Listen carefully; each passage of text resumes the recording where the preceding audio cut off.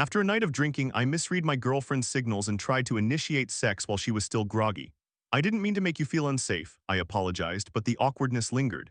Now, after a heartfelt talk about her past trauma, she said, I wish you had yelled at me. I'm stuck trying to navigate my own trust issues while wanting to comfort her. Can we recover from this? Hello everyone, I hope it is acceptable to post here. I apologize in advance for the length, as being concise is not a strong suit of mine. To summarize, my girlfriend told me she enjoys being woken up for intimate moments. One night after we had both been drinking, although she had consumed more than I tried to initiate intimacy in the morning thinking she had sobered up a little. However, I did not get far. I apologized afterward and we reconciled, but the past few days have felt strange. I also had a performance last night, which may have led to some misunderstandings with my words today, and I've been anxious all day as a result. I am trying to determine how much space is appropriate considering the situation. I am a 31-year-old male who has been in a long-distance relationship with a 28-year-old female for a few months now. We have known each other for several years through mutual friends, but we had never interacted until she visited a few months ago with one of our mutual friends. We immediately clicked. Being together has genuinely been wonderful. We share similar values and life goals and are aligned in our beliefs and what we seek in a partner. Since we live only a short flight apart, we have been able to see each other quite often, and every visit has been fantastic. Even last weekend was enjoyable, except for a peculiar interaction on the final night which has carried over into this weekend. For some context, when we first started discussing intimate topics, we explored each other's preferences, and she mentioned that she enjoys being woken up for intimacy. Each time we have been intimate, it has started with one of us waking the other to it, and it has been great. However, last weekend, after going out drinking, we both became inebriated. She more than I limited myself to 2 drinks to ensure I could drive us home later. We returned around 3:30 a.m. I changed into comfortable clothes, but she fell asleep, so I let her rest and fell asleep myself. She woke up around 6:00 a.m. to ask where her phone was, so I went to the car to retrieve it for her, helped her into her pajamas, and then lay back down with her. While we were cuddling, I felt her shift towards me in a familiar way, the typical way we initiate intimacy when cuddling, so I took it as a positive sign. After some time, though, it seemed like she was not interested, so I stopped and went back to sleep. A few hours later, we woke up and continued our day as ordinarily as we could. However, about 4 hours before my flight home, she mentioned that she did not appreciate my attempting to seduce her while she was drunk shortly after we returned from the bars. I was a bit confused and quickly apologized, explaining that I had simply misread the signal and stopped as soon as I sensed she was not interested. I clarified that our interaction had occurred in the morning after I assisted her and not at night. Regardless, I remained sorry for misinterpreting the situation, and even though I thought she had sobered up somewhat, I acknowledged that it was inappropriate to attempt intimacy while there was a possibility she was still intoxicated. She accepted my apology, and we embraced and cuddled before I had to leave. Before departing, she expressed her desire for me to visit again in 2 weeks. However, I noticed that her interactions with me over the following week had grown somewhat colder. I had been troubled all week by the thought that I had made her feel unsafe, so during a phone call the other day, I apologized to her again. I assured her that I would never initiate anything after we had been drinking, establishing that as a boundary for both of us. That was when she informed me that she had previously experienced sexual assault while under the influence, and that my actions had nothing to do with her feelings. She mentioned that she had been trying to regain the feelings she originally had for me, but sensed a mental block inhibiting her. She even acknowledged that she could feel herself distancing and didn't want to act that way toward me. She had been meaning to apologize but felt annoyed every time she saw me on FaceTime or heard my voice, which caused her to act unfriendly. She said she appreciated my calm handling of the situation, which lifted a weight from her shoulders. She was working on not letting her past affect her, and I reassured her that I understood and that I would be here for her regardless.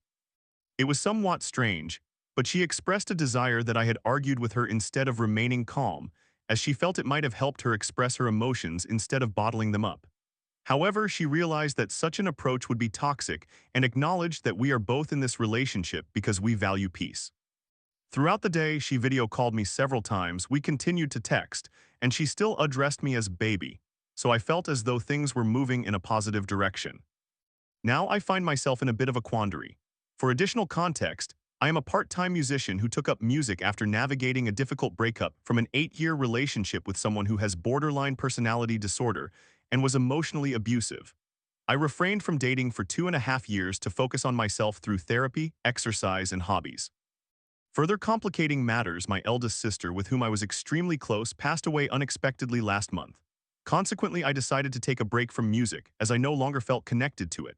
In the past month, I have declined approximately 4 to 5 gigs as I did not feel up to it, but last night I had a gig that went exceptionally well. I texted my girlfriend this morning as I usually do, and she asked how the performance went. I informed her that it was fantastic, mentioning that a few male friends had come to surprise me and bought me a drink, and last night marked the first time I felt truly like myself in a while. In retrospect, I could have expressed that differently. Initially, after I shared my experience, she left me on read for a while. Then half an hour later, she responded, sarcastically stating, "Oh yeah, last night I got drunk and that was the most like myself I have felt in a while, so I should marry my friends if they make me feel like myself, considering I have been with you for the past few months." She conveyed that she perceived it as a low blow for me to imply I finally felt like myself after spending time with her for several months. I attempted to explain that I did not intend it in that manner. My point was to convey that it had been a long time since I participated in my hobby, which allows me to feel connected with myself. Here is where I believe I made a mistake. I mentioned that I hadn't performed since my sister passed away, and she responded by questioning why I would bring her up, stating she would not engage in an argument anymore after that. I tried to clarify that I was not using my sister's passing to diminish her feelings, but simply as a reference to the last time I had performed live music. I expressed my love for how I feel when we are together, and I sincerely apologized for phrasing things in a way that led to misunderstanding. During our previous conversation on Friday, when I had apologized concerning the intimacy issue while she was asleep, she indicated that she was accustomed to people arguing and fighting with her, making it refreshing for her when I approached our discussion calmly. Naturally, I maintained that same calm demeanor while she was upset today. She was supposed to attend a concert later, so I encouraged her to enjoy herself, emphasizing that I care deeply for her and will be here when she is ready to talk again. I find this situation challenging because, in my previous relationship, my ex would use disagreements as an excuse to flaunt other men in front of me or to hold it over my head later. That relationship ultimately ended with her cheating on me, so I am making an effort not to allow my past to influence this current relationship negatively. I have been striving to keep myself occupied throughout the day, and I have held off on texting my girlfriend to give her space. I am uncertain how much space is appropriate to allow, as I would like us to discuss this tonight to prevent either of us from going to bed upset over something I believe can be resolved through communication and understanding. I tend to struggle with eating during times like this because my fight or flight response kicks in. However, I am doing my best to remain calm and composed. I am sincerely trying to navigate this situation in a healthy way, as I genuinely care for this woman and see significant potential for a constructive relationship. I recognize this may just be a minor obstacle in the broader context of things, though my mind has been racing. I often feel like I am making mistakes and remain uncertain about what I can improve. Although we have had minor disagreements in the past, never any arguments, she has been very responsible in taking accountability for her actions, as have I. We consistently apologize to each other and move forward. However, my past experiences have triggered alarm bells in my mind because this feels like a significant issue. I realize that I am still working through substantial trust issues, yet I am trying to acknowledge that everyone is different and trust that she will not treat me as my ex did, especially since she has also been cheated on in all her previous relationships. Yet I find myself struggling with feelings of unease, worrying that she may be going out with other men or will cheat on me and return with that news, and I am unsure how to stop these thoughts from intruding. I felt the need to express all of this, so when she is ready to talk, I do not engage in word vomit. Additionally, I would appreciate any advice regarding this situation, as I want to address any issues I can to continue our relationship. My question is, could I have handled this circumstance differently? With the work I have done on myself, how can I prevent my past triggers from affecting my daily life? I do not wish to end the relationship over this, as I believe we can work together to become stronger. Story 2. After 20 years of marriage, I realized my ex-husband was asexual towards me while I discovered my true self as gay. My journey led to love that turned abusive. You're worthless became a mantra, and I nearly lost my life. Now I'm healing in a shelter, learning to love myself again. What's next? Years ago, I was married to a good man for 20 years. He remains a fantastic person and we communicate regularly. He is probably the only family I have, even though we are now divorced and he is with someone else whom I assisted him in finding. Over time, he revealed that he identified as asexual. It turns out he was only asexual in relation to me, and I came to realize or perhaps admit that I am actually gay. We discussed separating because there was no mutual desire, and this lack of intimacy had persisted for years. I longed to feel wanted. I felt incredibly lonely, utterly empty and depressed. Although we lived very comfortably and I could have anything I desired, the one thing I truly wanted someone to genuinely want me, to desire me, and for me to feel the same for them was unattainable. We talked about it and I began dating women to see if that was a better fit for me. He even assisted me with my dating profiles and helped me choose women initially, acting much like a funny big brother. We would laugh about my disastrous dates over breakfast at the kitchen island. Everything felt lighthearted, and I hadn't committed physically or emotionally to anyone else. In fact, I had not been physically intimate with him for nearly 10 years. He had lost interest in me, and I largely attributed that to my own actions. Over the years, I had gained a significant amount of weight and neglected my appearance. I did not look very feminine and made no effort to appear appealing. I became aware of this while dating. Of the people who expressed interest in me, I didn't really want to be with them, though I am sure they were all lovely individuals. I decided to eat healthier, track my macros, walk regularly, and lost nearly 100 pounds over a year. I also underwent significant facial surgery to correct aspects I disliked and to enhance features my doctor suggested. I had no idea how much this would change my life. Not long after my surgery and the weight loss, I started receiving a lot of attention, even though my face was swollen for an extended period. Sometimes certain areas still swelled 2 years later. I met a woman online who lived in London while I was residing in Washington, D.C. She was an investment banker, and we fell in love quickly. I was a psychologist and social worker and did not care for material wealth, even though I now realize I was deeply privileged and ignorant. Life has a way of teaching us lessons we did not know we needed. I ignored all of my training in my professional fields and dove headfirst into the relationship, dedicating my entire life to this person who was infatuated with me and made me feel incredibly wanted and loved. Many of you may anticipate where this is leading, and predictably, things began to go wrong shortly after I moved to London to be with her. The peculiar aspect was that after decades of feeling unwanted and unattractive, I suddenly faced issues at the opposite end of the spectrum. My therapist found this situation fascinating, but I found it unsettling. She controlled every aspect of my life: when I woke up, what I wore, whom I spoke to, what I ate, where I went, and more. It was deeply abusive and controlling. Throughout our time together, she was obsessed with the idea that others would try to take me away from her, which struck me as quite bizarre. Why would anyone desire this very overweight and extremely average woman? Yet, I did not recognize that the woman I had always been had not adapted to the outside world's perception. Inevitably, our relationship deteriorated. Unfortunately, it became catastrophic after she physically assaulted me, breaking my ribs and sexually assaulting me while she was heavily intoxicated. It is considered sexual assault in the United Kingdom if it occurs between women. I learned that it is only termed rape if a penis is involved. I was then stranded in London. I am a dual citizen of the United Kingdom and the United States with no options, so I decided to train to become a barrister, a type of lawyer. This pursuit simply provided me with something to occupy my time. While completing my conversion course, I dated a prominent politician and a few other men, testing the waters to determine if I was truly gay, which, as it happens, I am.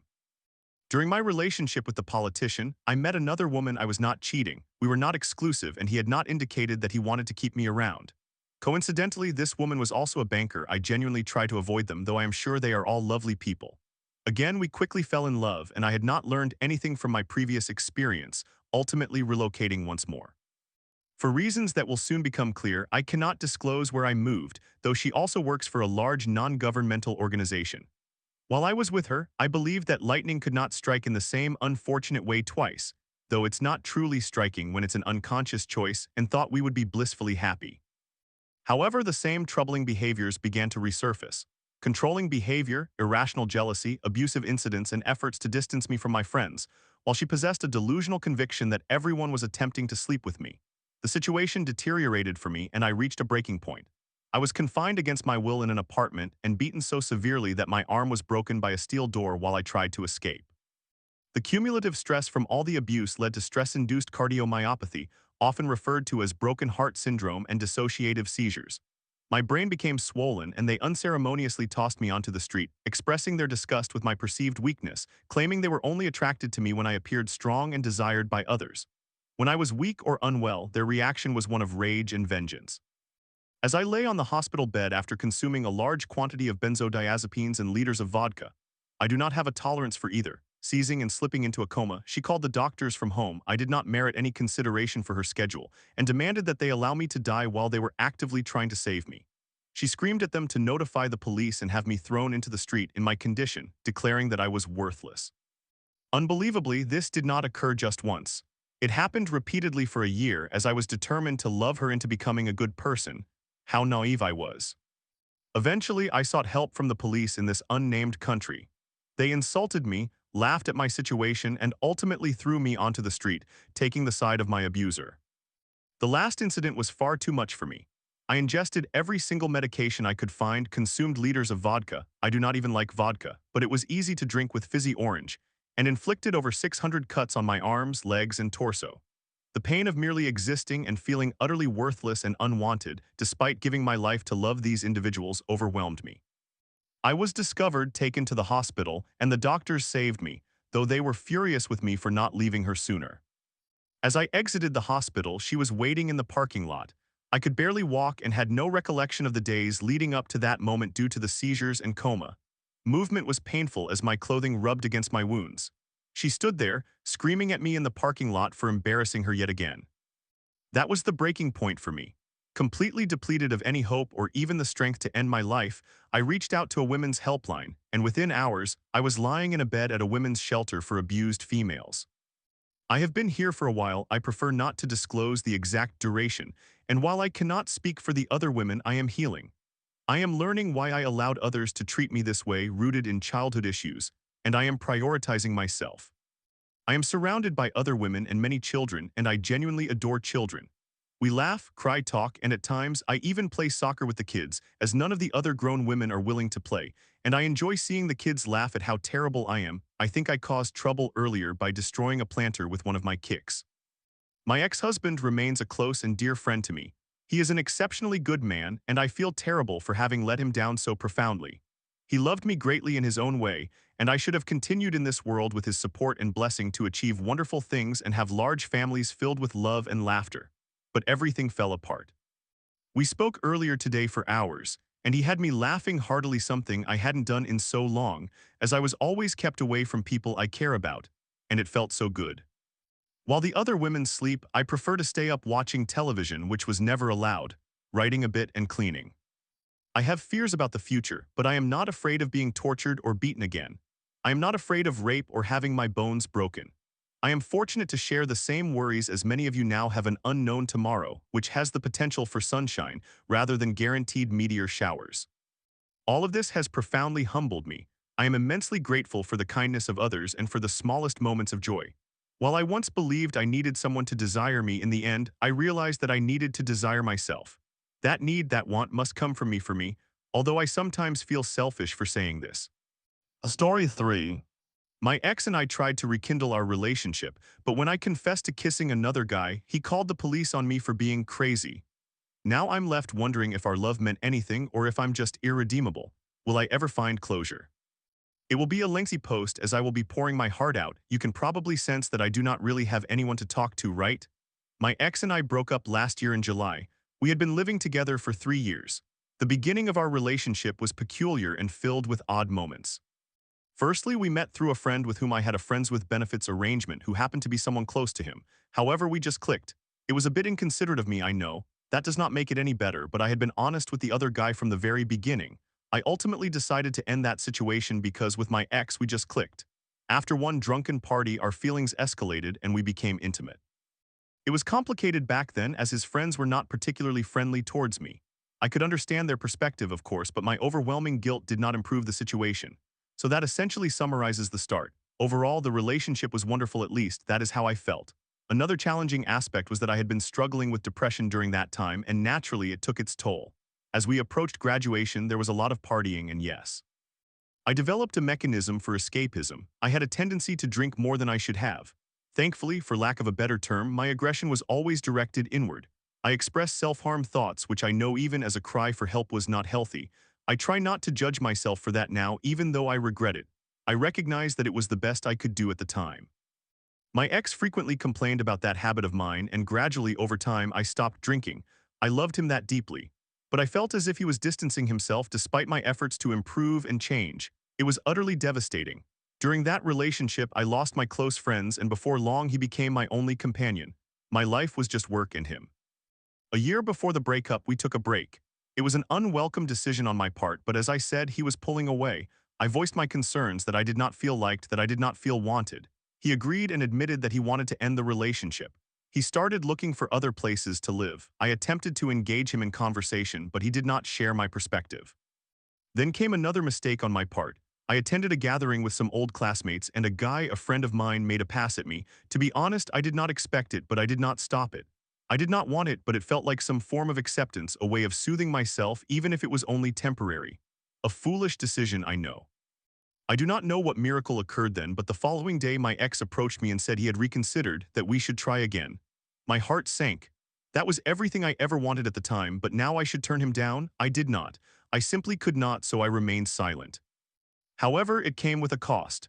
I began losing sleep and panicking for no apparent reason. My mental state was chaotic, but I kept striving to improve myself. I continued going to therapy and aimed for personal growth. A year passed, we were all right now. We were calm, happy, and managed to balance our relationship. It finally felt as if things were falling into place. I told him. I confided in him about something I had kept quiet about that I knew he would not want to hear. That is when all hell broke loose, at least that is how it felt to me. We were lying in bed and I mentioned the kiss. He instantly withdrew and left for about an hour. When he returned, he told me it was over. The aftermath was hell. I think it was mostly his fear of being alone and my frantic attempts to fix the relationship. I moved out, but I continued showing up every other day, attempting to sit down and talk with him. I tend to be clingy, and in that situation, I was really pushing myself to leave him alone, even for a little while. I started losing sleep, hardly eating, barely managing work. I constantly needed someone to talk to, thank goodness for my family who were there for me. Still, I was not doing well at all. When I reflect back on that time, I recognize that I was too persistent, but I also see that I was unaware of what was truly happening. He was trying to leave. He kept saying, "I love you, I do not want to lose you," initiating intimacy, inviting me to family dinners, but also making comments about how emotionally unstable I was. I cannot deny that. How unproductive I was and how clingy I was again. Yes, I had this enormous fear of abandonment. A recipe for disaster. That situation lasted a month and then the disaster came. I was completely irrational. We were at our place. He was packing while I was unpacking. My home, my safe space, was falling apart. He would not stop to listen to me and I was uncertain of my actions. I just needed to know he would come back, that everything would be okay. It was completely unhealthy. I am not trying to justify my behavior in any way. I just really want to share. While I was doing that, I was also helping him move his belongings to his car. I am not sure I can explain how irrational I was being, even to myself. By the time he gathered all his things, he was genuinely furious. That was it for him. My awareness of that only made me cling tighter. I got into his car and refused to exit until we talked. Then he called the police. I cannot say I blame him. After the police departed, I lost all composure. I spoke about self-harm, cried, and begged him to stay, but he said I had gone crazy, got into his car, and drove away. I did not hear from him for 5 months after that. I was completely blocked. Once again, I cannot say I blame him. During that time, I began taking medication. It was about time, right? I went to therapy, moved away, and completely isolated myself. I was so terrified. Maybe I still am, though I push myself to go out at least once a week. I have been listening to podcasts, reading books, and trying to understand why I was like that, yet I kept believing he would return. After all, he was my closest person, and I was his. Even if I acted irrationally, he still loved me, right? That is what he claimed. I was doing better before that call, honestly. I had mostly come to terms with what led to that dreadful situation. I realized how my inability to care for myself sometimes caused harm to those I loved.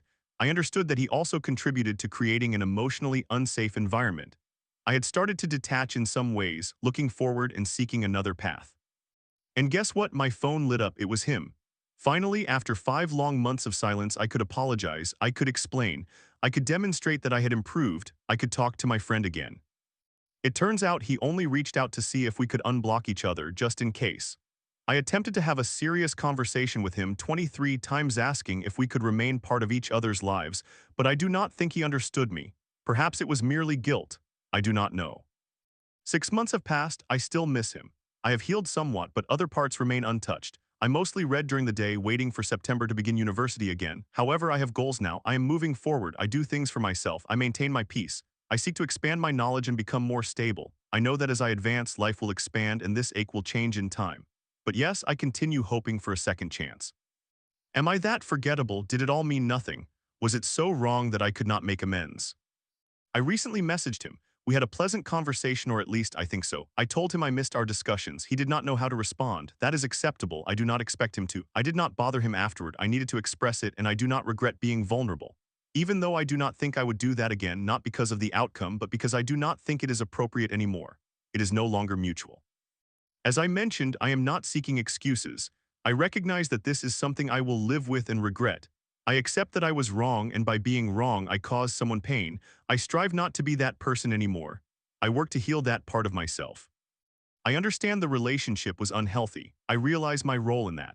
My therapist has been instrumental in helping me comprehend this, but sometimes I wonder his perspective is that it was a conditional relationship toward me from the start, and it was simply inevitable in that environment. The whole month of my unawareness that we were actually breaking up, the back and forth, etc. I am not here to defend myself. It is fair to note that I did not mention his faults in this post, but that is not the focus. Is it all just a lie? Yes, I had the predisposition, the circumstances. This person hurt me, but many individuals go through pain, yet not everyone reacts in such a manner. All of this being said, I am uncertain about what I am looking for. I know that my actions were unhealthy. I know I am lost, but am I a bad person? Am I that terrible? My mind is swirling over this issue, and I attempt to balance accountability and forgiveness simultaneously. I still feel like what is done is simply irredeemable. Any thoughts would be welcome, although I am fully aware that the situation has its complexities, or perhaps it does not. But yes, thank you for listening.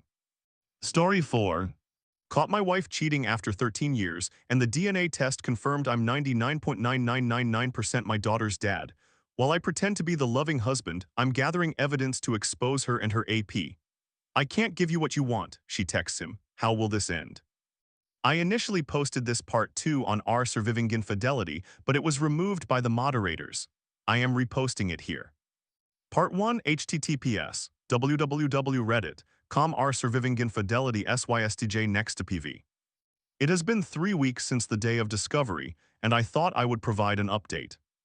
The last 3 weeks have been incredibly difficult, but they have helped me focus on the next steps and what I wish to do. The DNA test results came back positive, confirming that I am 99.9999% certain that I am my daughter's biological father. I was aware from their text messages that they have not been physical, so why did I take the test? The timing of the start of their relationship seemed alarmingly close to when we were conceiving, and I wanted to be absolutely sure. My wife and the other person use a messaging application for all their communication, and fortunately for me, this application supports chat exports. On the day of discovery, I felt so crushed and ill that I could not go through their text messages, but a few days later, I was able to access her phone while she was asleep and export their entire chat history. I have been doing this weekly to obtain the latest messages. Am I proud of what I am doing? Absolutely not. However, reading these messages has made me 100% confident that I do not want reconciliation and want to pursue a divorce, so I believe it is worthwhile. The messages date back about a year, and it is clear that previous conversations have been deleted. There are also several occasions with days of no messages, but then the conversation resumes naturally, indicating that those days have also been deleted. Most notably, there are 3 weeks of silence right after our daughter was born. I still have not read all the messages, but I have read the majority, which clearly shows that their relationship for now is predominantly emotional. I say for now because while they have shared kisses and hugs, there are messages from my wife to the other person stating, "I know what you want from me, but I cannot give it to you." It is also incredibly strange that I have this lens into their relationship and can see what they discuss while they, as far as I can tell, have absolutely no idea. How is it possible that they have no idea? Well, I have been making every effort to hide my emotions and feelings while playing the role of the oblivious, loving husband this entire time. I have even realized that I am overcompensating somewhat, showing too much love and affection because my wife has noticed it. There are some recent messages from my wife to the other person stating, "I do not deserve his love." I am doing my best to remain consistent around her, but I must admit that it feels good to see her guilt. When I am not with her or my daughter, I am an absolute mess. I cry frequently, and my stomach becomes upset just by thinking about my life. Every time I see a happy couple, especially with a young daughter, I burst into tears, thinking about how this could have been my life, but now my daughter and I will never have that. At work, everyone has noticed my change and that I am no longer the social, fun colleague who was always making dad jokes. I am doing my best to keep this from impacting my performance, but it would be a lie to say that it has not affected my work, as I constantly zone out and think about their relationship and how messed up my life has become. I sit in the same office as a coworker with whom I am somewhat close, and we chat about our lives from time to time. He actually asked me last week if everything was all right, stating, "You look depressed." I think I will eventually tell him, as I know he has been divorced before and is now happily married again, but I am not ready just yet. So what is my plan and when will I be ready, you ask? I am 100% certain that I want a divorce, but it is not easy to pretend I can move on from loving her for 20 years straight. I truly need time to prepare. California is a no-fault state, but I am still gathering evidence to have closure and expose my wife and the other person to their significant others and our family and friends, as no one would believe these two seemingly sweet individuals could do something like this. I hired a private investigator to follow them on volleyball days. 3 days of 4-hour sessions have so far cost me 2,000, and all I have seen is them holding hands, the other person kissing my wife on the forehead, and hours of video of them just sitting in the other person's car and talking. I always thought they played volleyball for the entire 3 to 4 hours they were out, but now I know they play for about an hour and then just sit or walk around and talk. I do not know what they discuss other than serious matters because many times in their messages, when one of them starts talking about their feelings for each other, they both say, "Let's wait and have this discussion in person, both before and after the day of discovery." I was really hoping to capture them kissing on the lips or something more intimate as definitive evidence, but that has not occurred yet. I do not want to pay the private investigator another 600 to 700 to simply watch them talk in a car. I have considered bugging his car, but even I have some boundaries. We see the other person and their significant other several times a week and spend most weekends together. It is incredibly difficult to see the other person constantly and not punch him in the face while pretending that life is normal. My next step is to reach out to a few lawyers for consultations. The private investigator has informed me that hiring a family or divorce lawyer in California is a waste of money, as everything will ultimately be split. But I still want to have a consultation to learn about my options regarding child support and alimony. I have a well-paying job in technology, and my wife is not working, which crushes me because I will have to share all of my retirement funds, company stocks, and salary with her. I feel that she should be punished for her actions, yet it seems she will walk away from this with a significant amount of money. We purchased a house 3 years ago and have about 500,000 to 600,000 in equity, but that was all paid for by my salary and bonuses while I was working hard, and she was having her affair. I cannot believe that she is going to receive half of everything I have worked for and that I will continue to have to support her after the divorce. I also want to inquire with the lawyers about the possibility of evicting her from the house and preventing her from seeing our daughter even for a few days, but I know she is her legal mother, and I cannot take her away from her. Besides, my daughter would be devastated if her mother were not around. I also want to find a therapist who specializes in family trauma and divorce to help me determine the best way to navigate the next steps with the least impact on my daughter. After consulting with a lawyer, I plan to speak with the other person's significant other as well and present all the evidence. Inspired by any assault, I intend to serve my wife the divorce papers in front of her teammates while they play volleyball.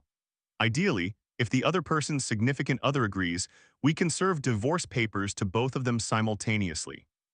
I am also drafting messages to friends and family that I plan to send out at the exact same time. I will provide pictures and screenshots of some of the messages to my wife's family.